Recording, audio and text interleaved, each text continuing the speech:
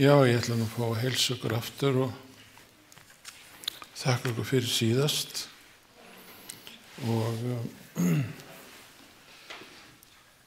það hefur fallið mér í skaut að reyna að segja fáein orð hér í dag og mér langar til þess að fjalla örlítið orðið traust. Það að geta treyst einhverjum. Og þegar upp staðið, þá mótast líf okkar af því sem við treystum. Og við getum sjálf valið hvað sem við treystum. Og í raun og veru er allt okkar líf og allt sem við veljum og tökum afstöðu til, það háð því hverju við treystum. Mér langar til þess að leyfa mér að vitna enn einu sinni í okkar ágæta biskup sem í raun og veru var andlegur faðir þjóðar okkar sem betur fer langan tíma. Ég var einn af þeim heppnu sem að heyrðu hann svara spurningunni hvaða væri sem hann hlakkaði mest til. Djörf spurning því að hann vissi sjálfur og þeir sem spurðu, 2 fréttamenn, að hann væri á barmi dauðans. Og það nú svolítið djarft þegar maður á bara að fá eina daga eftir að koma með svona spurningu. En hann svaraði henni með því að vitna í ritninguna.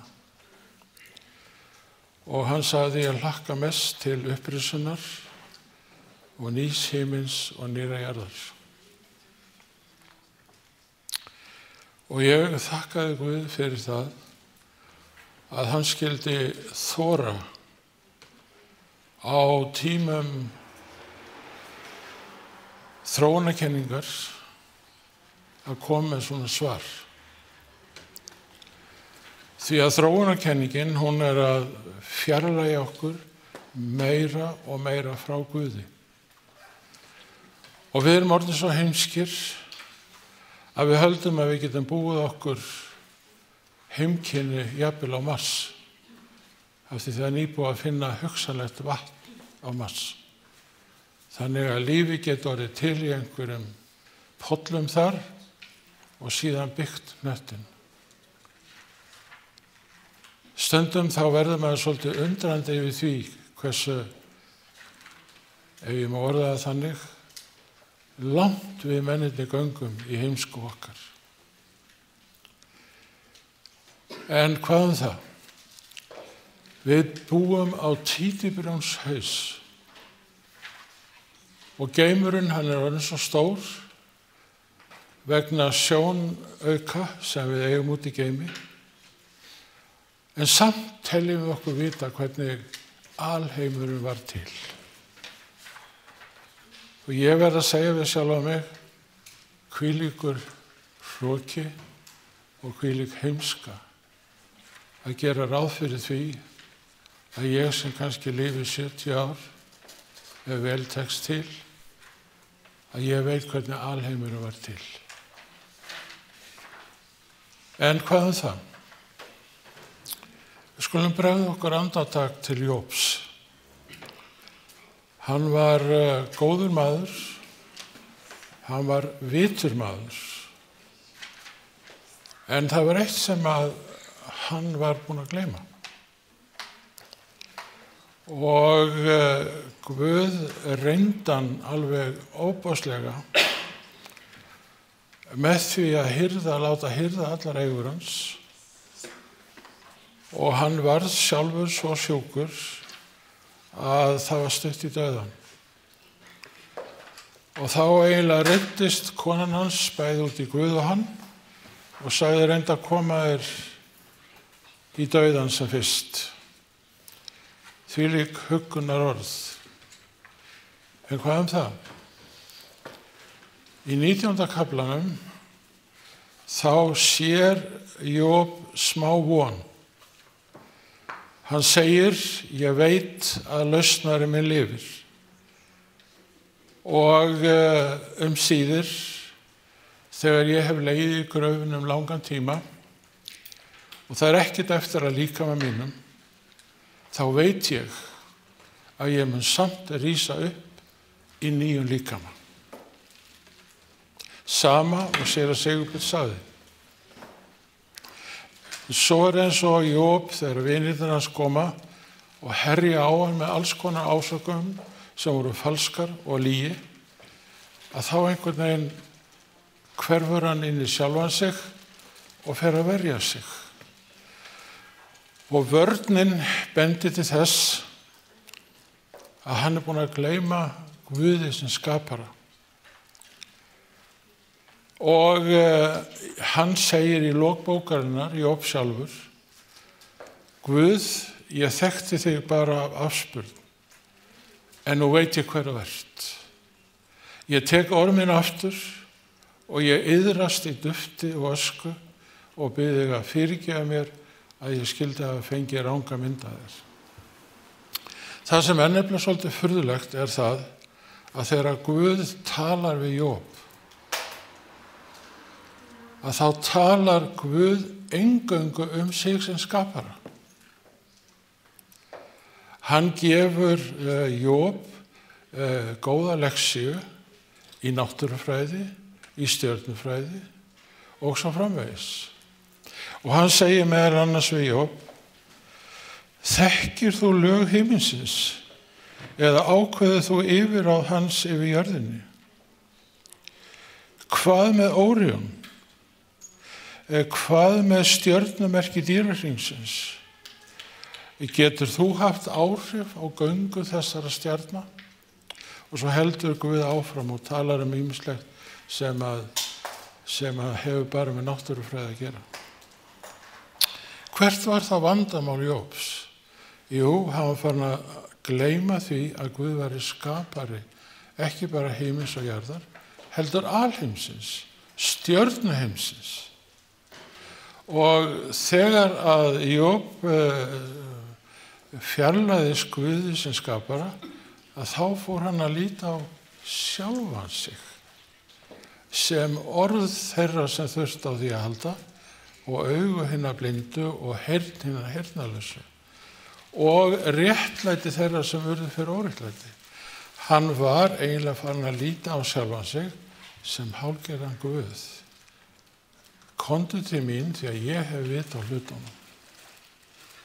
Og ég veit að þegar ég var ungur maður og orðin jafnvel eldri en það, þá skildi ég aldrei af hverju Guð svaraði honum með stjörnufræði og landafræði og dýrafræði og svo framvegis.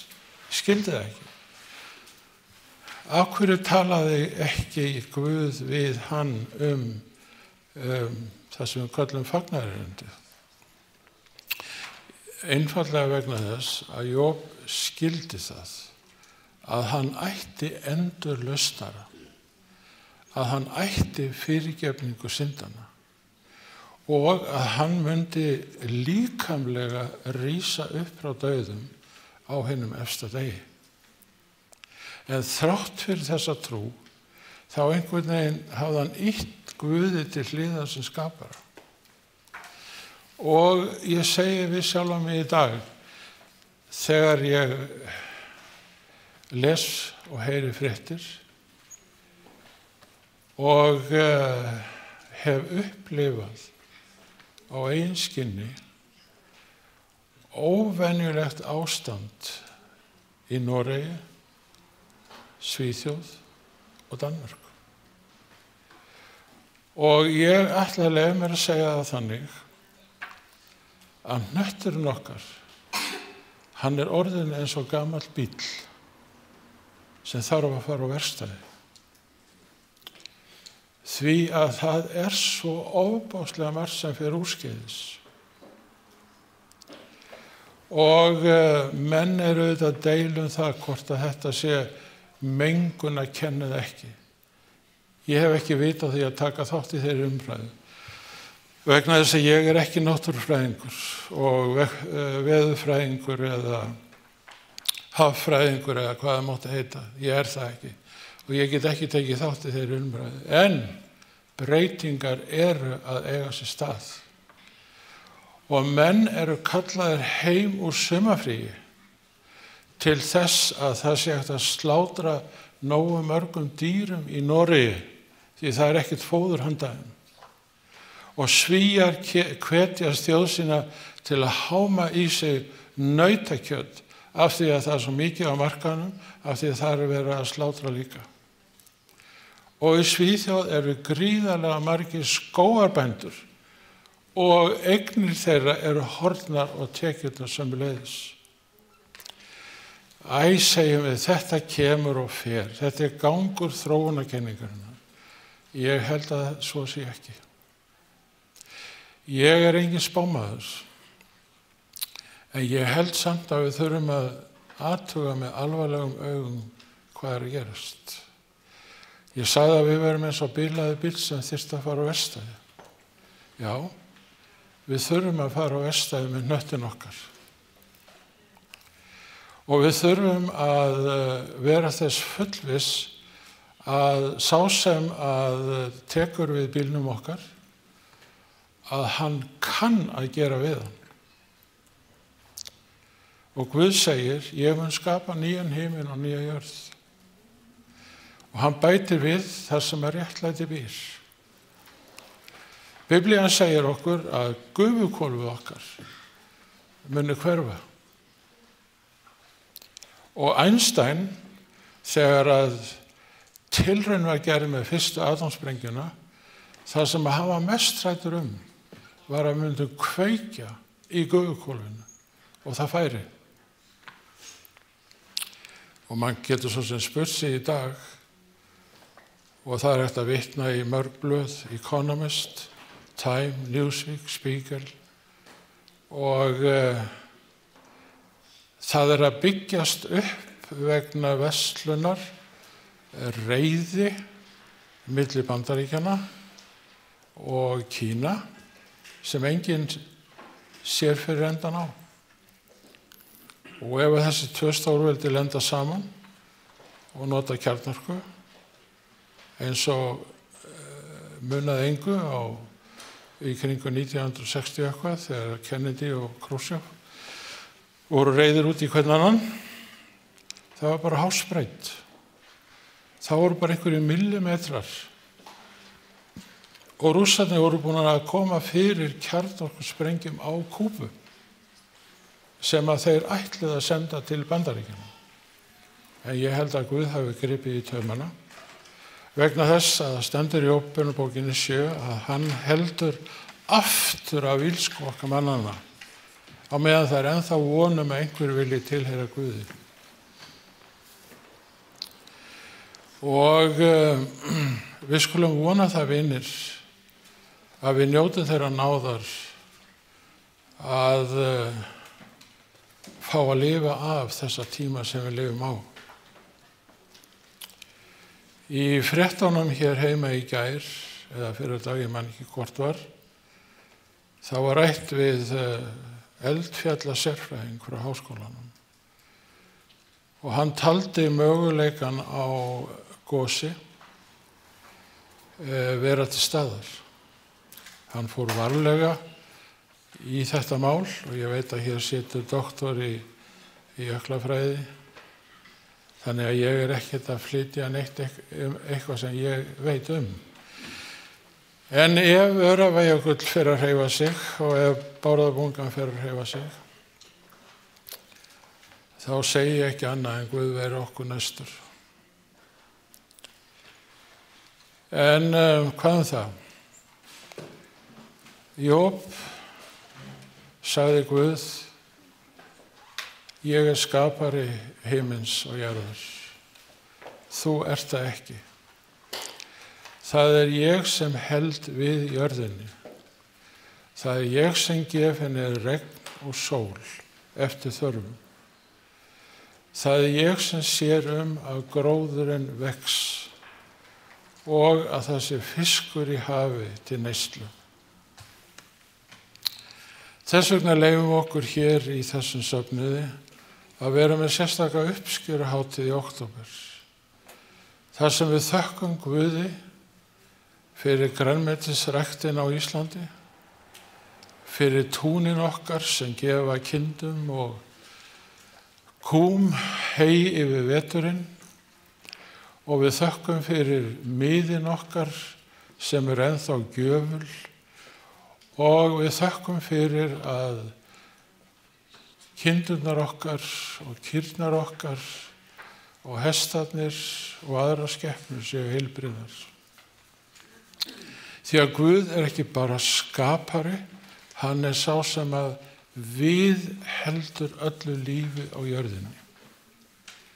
En Guð hefur gefið okkur mönnunum frjálsan vilja og frjálst val, þannig að við getum farið með líkam okkar og jörðin okkar eins og okkur hentar. En Guð segir við okkur, farðu varlega, hlustaðu á mig. Og ég byrjaði á því að tala traust. Hverjum treystum við? Treystum við Guði Biblíunnar? Treystum við alla Múhameðs trúarmenn? Treystum við Búdda? Treystum við Shiva, Guðum Indverja? Treystum við Guði forfeður okkar, Óðinn og Þór og Freyju? Allt þitt viðhorf og allt þitt líf háð því hverju þú treystir. Og Guð, hann mun ekki skipta sér af því hverju þú treystir. Treystum við skynsemi okkar? Já, sagði upplýsingastefnan á 18. öld. Hún hataði kirkjuna, skiljanlega, vegna þess að kirkjan hafði framið marga glæpi. Og nú vildu þeir losna við kirkjuna og bara fylgja sin eigin skynsemi. En einn af sérfræðingum í skynsemistefnunni, hann segir það í 2 binda verki sínu, ég man ekki hvort hann var prófessor í Harvard eða Yale, en hann heitir Peter Gay, eða hét ef hann dáinn. Hann sagði það sem olli þessum heimspekingum upplýsingastefnunnar á 18. öld verulegum vonbrigðum var það að skynsemin, hún ræður ekki við gildir okkar mannanna. Og hver var árangurinn? Bylting eftir byltingu eftir byltingu. Og guðleysisstefna varð til og ríkti í 200 ár. Frá 1789 til 1989. Ráðum við því hvað við veljum? Já. Ráðum við því hverjum við treystum? Já. En hver árangurinn þegar okkar eigin skynsemi, án skynsemi við Biblíunnar, ræður, þá getur farið illa. Ef að kíkja aðeins á Abraham. Hann var orðinn vel fullorðinn maður, 75 ára, þegar Guð kallaði hann til þess að verða ættfaðir mikillar þjóðar. Og hann lofaði honum að hann myndi eignast barn með Söru. Sara gat ekki, móðurlíf Söru, gat ekki borið barn. Og Abraham fór að efast að Guð gæti haldið sitt loforð. Því að það sem þurfti til var að gefa Söru nýtt móðurlíf. Og Abraham efaðist að Guð gæti þetta. Með öðrum orðum, Guð ertu skapari. Getur þú tekið í taumana á lögmálum tilverunar og lífsins þannig að þú getur komið því í lag sem í ólagi. Og tími líður og Sara og Abraham hugsa með sér, nei, Guð, hann ræður ekki við þetta. Hann getur ekki staðið við sitt loforð. Og hvort það Sara sem stingur upp á því eða ekki, það veit ég ekki. En þau verða allavega sammála það að ambátt Söru, þjónustu kona Söru, gangi inn í tjald Abrahams svo að hún geti fætt honum barn. Guð, þú ræður ekki við þetta. Við skulum sjá þetta sjálf. Og við ætlum að nota bara lögmál samtíðarinnar. Því að ef að kona gat ekki fætt barn, þá var það sjálfsagt að maðurinn fengi sér hjákonu eða hjákonur sem gætu fætt honum börn. Og Guð, hann nú ekki alveg sáttur við þetta. Og svo líður tíminn. Og Abraham verður svo gamall að hann getulaus. Þannig að það ekki bara móðurlíf Söru sem í uppnámi, það hann sjálfur. Þá kemur Guð til hans og segir við hann að ári liðnu myndi eignast son. Ha, sagði Abraham og hló. Og Sara hló. Þau hlógu að Guði sem skapara. Gerir þróunarkenningi það í dag? Já, ég er hræddur það. Hún hlær og skellihlær. Og telur okkur sem trúum á Guð sem skapara algjöra villsinga.